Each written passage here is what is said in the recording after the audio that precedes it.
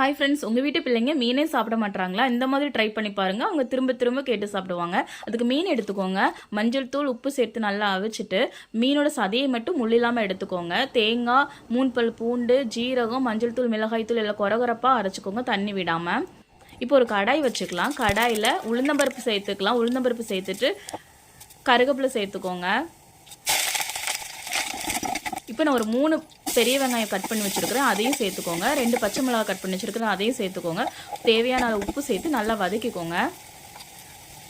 இப்போ நம்ம அரைச்சி வச்சுருக்கிற மசாலையை சேர்த்துக்கலாம். மசாலையோட பச்சை வாசனை போகணும், அது வரைக்கும் நல்லா வதக்கிக்கோங்க.